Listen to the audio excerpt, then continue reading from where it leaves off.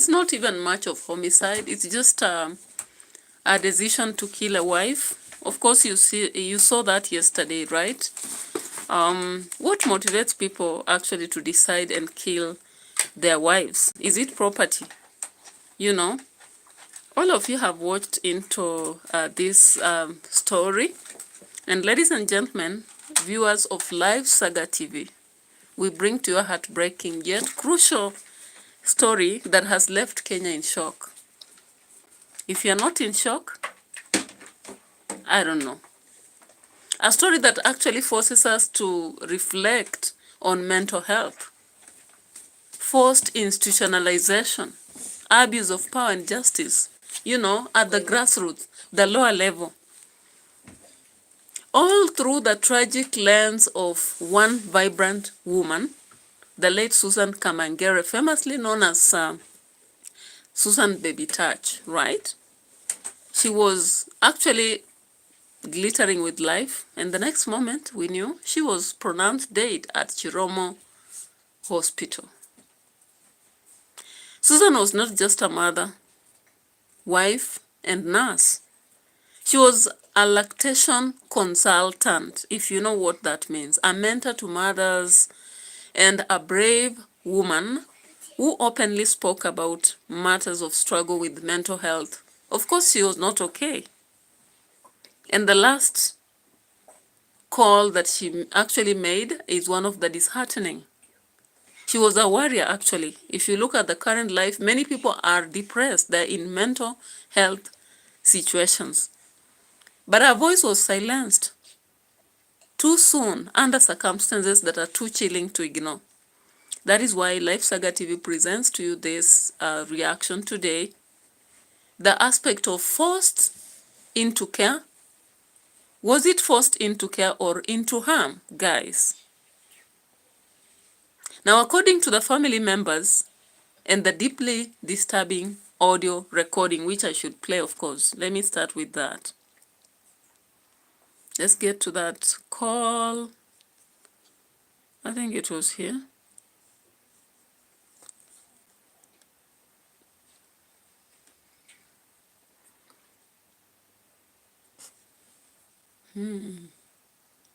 I've not turned this on.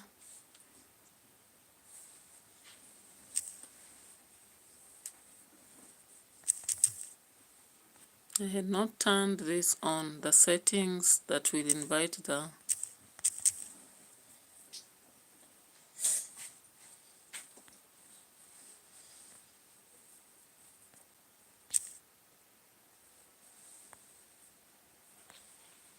Okay, thank God it didn't lose the camera part. I had not... Okay, thank God it didn't lose the camera part. I had not actually connected with the computer, and I was like, okay, how will I be showing my videos? Yeah, so guys, when you come on the live stream, I'll be so grateful. This is one of the things that is hitting a lot of families, a lot of people, So let's get to it. I wanted to show that audio call. What the hell?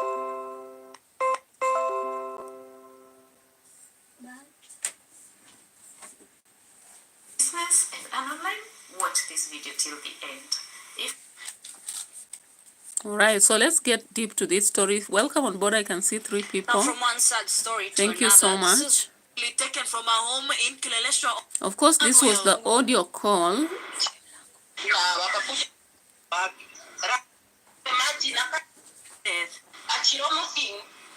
Comes to my house. Then what? Ni stima inakatwa, ni nyumba maji inakatwa, ni rent hatujalipa. Those were the 3 main things in my mind. Tunaenda kwa gari, hatujui tunaenda wapi, hata nawauliza munaenda wapi? Ravington. Na ni Ravington haijulikani ati Chiroma, ni Breva na Madrasa. Na wakakuja wanaume wengine wawili kwa pia, nimedungwa tu sahi kwa nyumba. Mnasema you're professional, you're going to take care of me. That is wrong. Saa yote mnanivuruta na wanaume, saa yote juu ya nguvu, mnaenda kuniduga. Ya nini? In the recording, Susan acknowledges a long-term health condition. All right, so of course, Susan Kimangera has been known because she has been sharing a lot of mental stories actually to enhance mental health and show herself as an example. So for those who know her on other platforms, social media. This lady has been sharing a battle on mental health.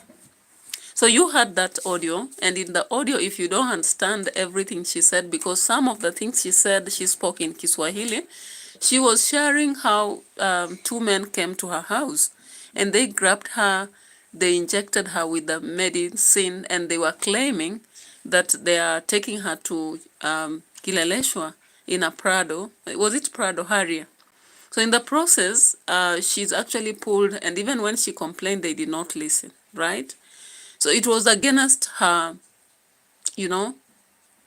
her intentions. And she clearly said that her husband has not been in good terms with her. Let's actually just talk about some other stuff first before we get to this. Yeah. So guys, it's unfortunate that sometimes people have to lose their life in the hands of the people they love most, or they once loved, if I can say so. So Susan was actually forcibly taken to the hospital by strangers. Now these strangers allegedly were sent by her own husband, Alois Ngure, a man now under arrest. Of course, DCI cannot joke with such stuff.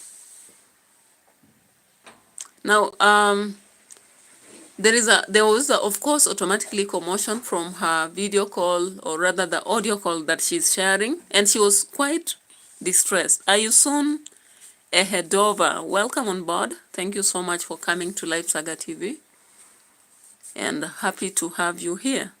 You can give me a thumbs up, and I can see some other people, about say 6 people. Give us the thumbs up. Thank you so much, Ayusun Ehedova.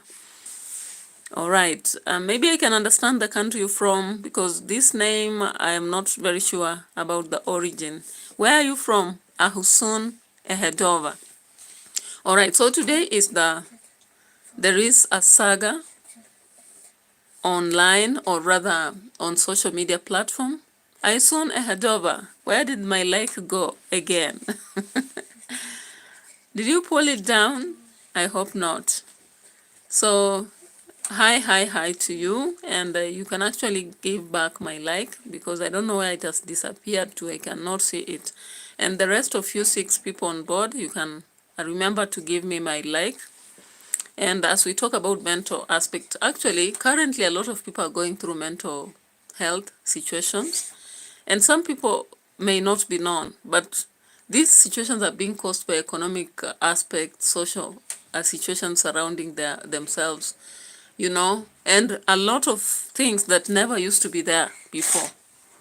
Looking at that audio, we can actually see that the tone is heavy.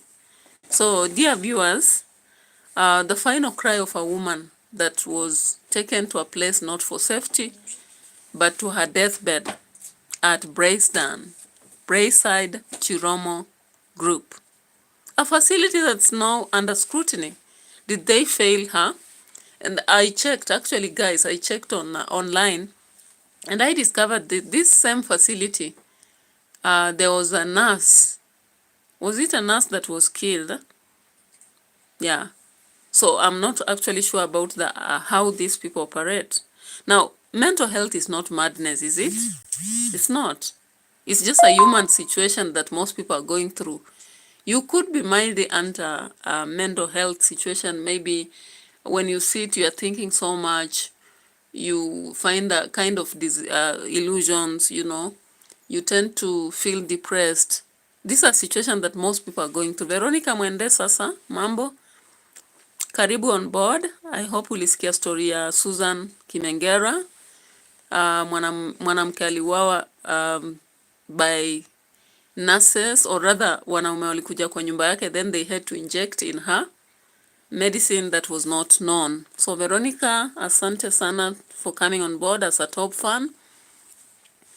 Mungu akubariki for remembering to come here and for the like. Ubarikiwa sana. And actually, ni vibaya sana, most of our women are suffering mental health and they are not getting the help they need to get. I remember not long ago, there is a TikToker who actually died, and I think alikuwa na shida ya depression. But people just came about to blab about it and blame her for her death. Wengine wakasema she had aborted and all that. But if you look deep down, ni kama alikuwa na mental health actually. Yule TikToker lady mwenye aliacha her children, 2 kids, the girl and boy, you know. She had really suffered. Viral videos, hi. Thank you for being the second top fan. Remember to give me a like as we proceed.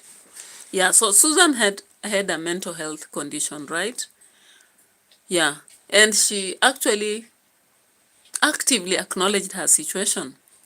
Veronica anasema Billy wa dog. Yeah, Millie wa dog. Yeah, I remember that lady Millie wa dog seemed to be in a kind of mental health situation. And when she died, people just talked about it and dismissed it. But I think many people are suffering mental situations. Ni ile sasa, it's like watu hawajakuja to talk about it so much, and they're kind of ignoring. But the reality is people out there are suffering. So viral videos, hi. Remember to give me a like as we proceed with this discussion. It really means a world to me. And if you're not subscribed to the channel, consider to subscribe and share my videos and contribute toward the discussion, because this is an open forum discussion surrounding what happened to this lady. Yeah. So Susan did not openly state that she was improving. She never. Yeah. So here are the burning questions. At what point does helping someone turn into controlling them? You know, like when she was being pulled by these 2 men and they injected her. When the husband told her that when she comes out of hospital, she's not supposed to go to the house. Yeah. Did that really stand for care or force? Viral videos is like, where are you living? I'm living in Kenya. Viral videos, I'm in Kenya. What about you? All right. So a lot of psychologists, or rather mental health advocates, you know, they normally say that forcibly admitting someone without clear danger to themselves or others is a violation of. That is what I think, you know. A psychologist here talking about that. I don't know whether we'll get that.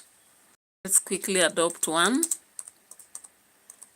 Or if you are one of them, because I know some of my subscribers are maybe mental psychologists who have something for people. So what mental psychologists talk, you know, in relation to helping a mentally ill patient, you know. I don't know whether you get something, but I know there are so many that talk, and I'm just trying to get something here. Viral video says, I'm in Turkey. I have a friend like you. She name is Dina, and she same like you.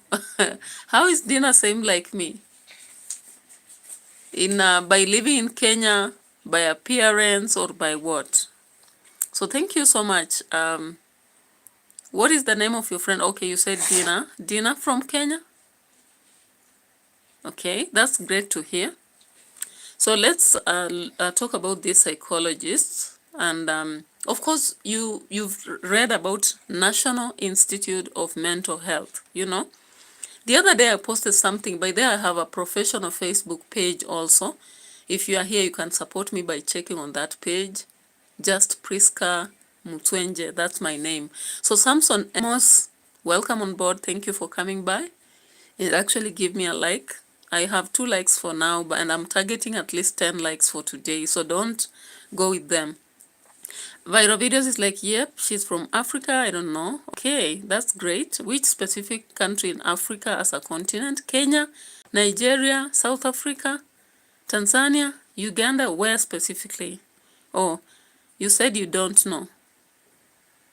Okay, so just from Africa. That's great. Okay, so Samson Amos, remember to give me my like there. Now, how do we support mental health? Of course, when people are feeling suicidal or they have some sort of noises in their heads or they seem to be disturbed, one thing is that we need to understand them, right? Yeah, and we can help them by setting time aside with no distractions so that we don't judge them, you know? We don't judge them. And most people get to mental problems because of either the kind of life they're living. Mr. Kizito, hi, welcome on board. Today we have a saga in relation to death of a lady that all of us know, Susan Kimenge. Viral videos is like she can speak French, English, maybe you know about him country. French and English, sometimes French people just learn. I have friends who speak English and French at the same time. Then a country whereby a lot of French is done, it's Cote d'Ivoire, Cameroon, those countries. They do a lot of French. Even I think Rwanda partly, they do some French. So we have countries whereby it's they call it Francophone countries. Yeah, Louise Faitos Boatade Paz do Senho. Hey, Jesus Christo. Hey, Luis Freitas comes here and always communicates in a language. I don't know whether this is Spanish language, Italiano. I'm not quite sure, but it sounds so. So welcome on board. Anyways, and you can actually like my video.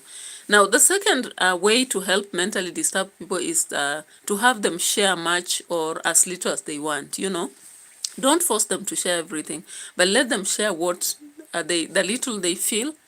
And let's empathize with them, not just sympathize like, sorry, no, what will you do?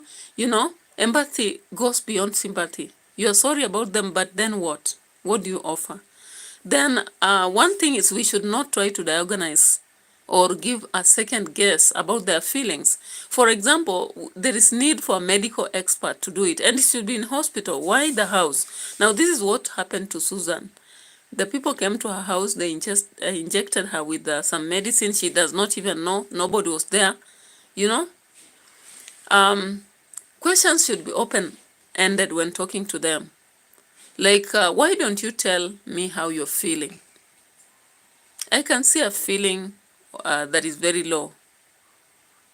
That one is wrong because you already made a conclusion. But you ask them, why don't you tell me how you're feeling? You just keep a neutral language when you're talking to them. And you don't try to actually give a response to their question and grill them. Yeah?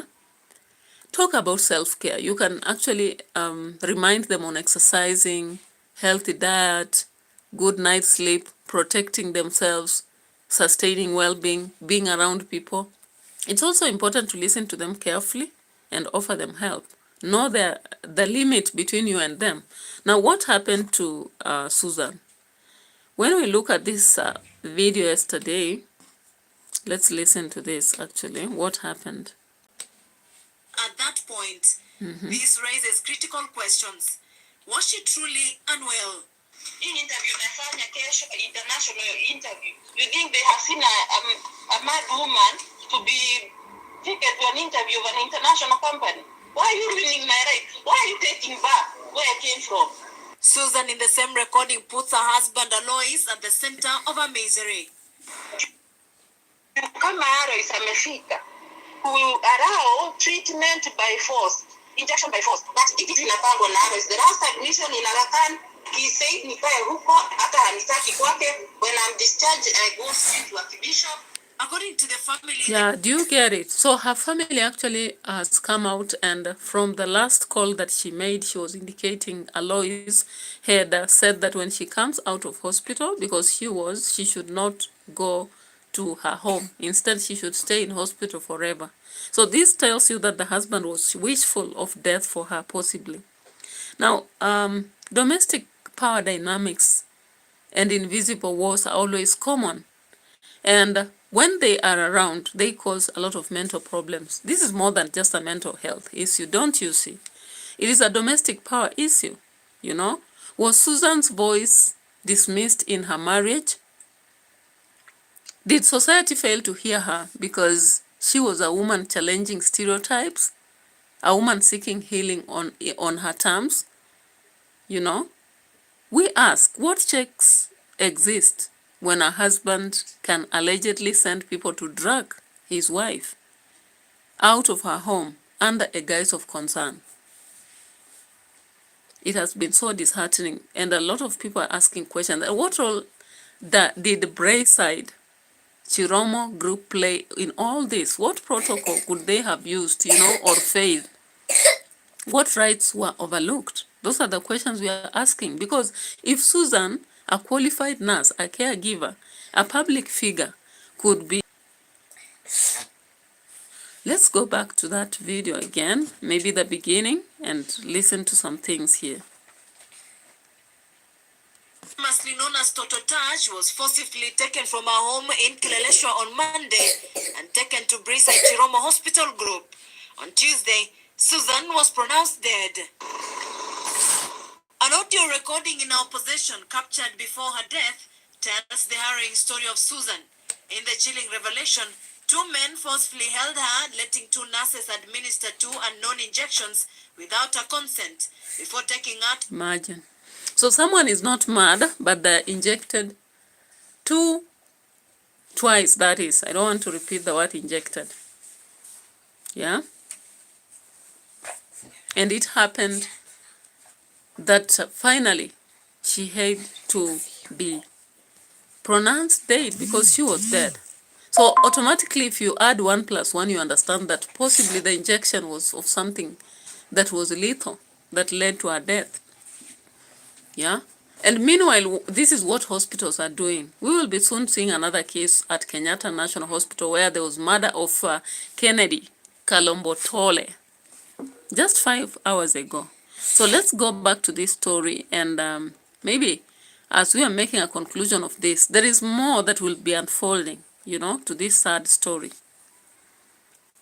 Now, following the national uproar after this, the family has confirmed that Alois Ngure's arrest has already taken part. But let us be clear. In Kenya, justice is not just about punishment. It is about systems. That's the reality. Procedures, rights. It's about asking who authorized Susan forced admission, for example. Was there a valid court order?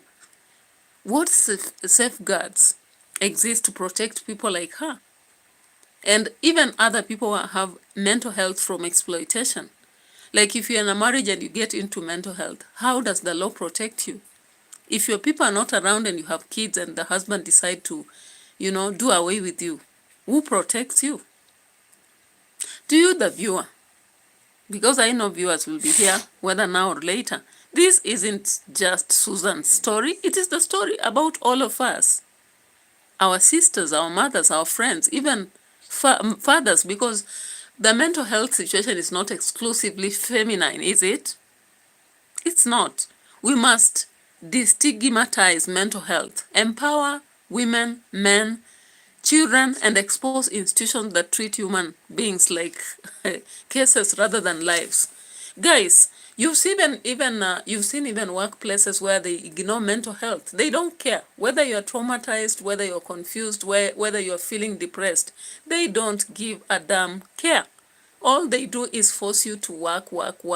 All they do is to laugh at you, make a mockery of you, dehumanize you, objectify you. That happens, right? We've seen people who are forced to work even when they're unwell, who are doubted when they're talking about stroke or depression. I've seen cases even in some work situations where some people gang up against others and they do laugh at their situation. They don't care. And how I wish such institutions would actually have leaders who know that mental health problems are real, that mental health needs to be addressed, that mental health is not about you or me alone, it's about everybody. It does not exclude age, tribe, race, color, religion. It goes for anybody at any point. You will be breaking down from any situation, be it economic downfall, social downfall, political downfall, or sometimes just a situation that arises in the midst, from the midst of somewhere or nowhere. So if you suspect that someone is being mistreated in the name of mental health care, speak out. And if you are, remember, asking for help should not become a death sentence.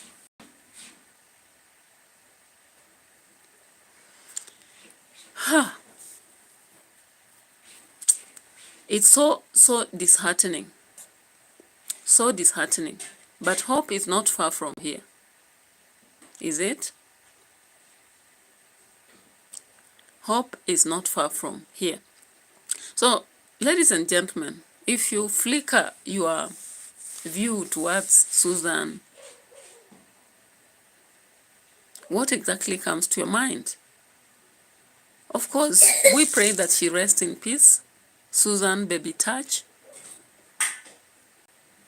and may your voice not be silenced, even in death. Stay with Life Saga TV. This is not the end. We will follow the investigation, demand for transparency from Brayside Chiromo, and give a voice to the victims of systems failed. I'm your host, and together we seek truth, dignity, and justice. This is Prissy for you. Bye-bye. Till another time, let's meet later. But then I'm not saying bye-bye before I talk about the case that has just risen at Kenyatta National Hospital. Let's go to it. But now to another shocking story. And homicide detectives have arrested a prime suspect behind the mysterious killings of 2 patients at Kenyatta National Hospital. The suspect, Kennedy Kalombotole, was arrested following Thursday's brutal murder of Edward Maingi Ndegwa, a patient admitted in Ward 7B on July 11, 2025. The hospital's management said his death was discovered yesterday afternoon immediately after visiting hours. Upon visiting the scene, the detectives added that they noticed bloody slipper prints from the victim's bedside to a nearby toilet and eventually to a side room. Oriented.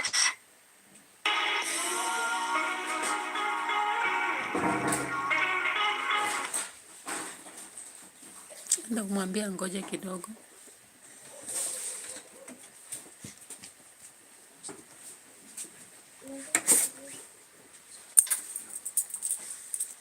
To reinforce the prosecutions. We are now joined live by my colleague Gloria Milimu, who is following up on this matter from the Kenyatta National Hospital. Good afternoon, Gloria. What is it that you have discovered or gathered from the Kenyatta National Hospital?